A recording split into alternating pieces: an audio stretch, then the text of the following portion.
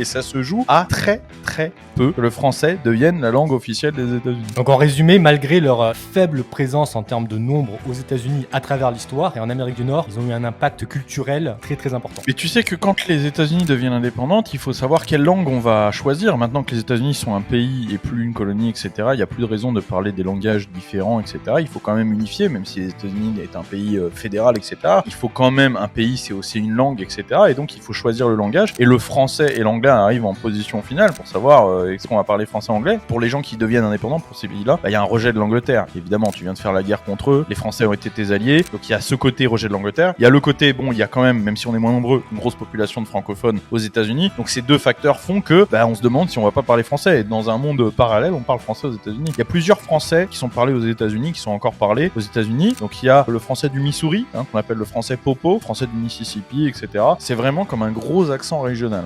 Alors c'est drôle parce que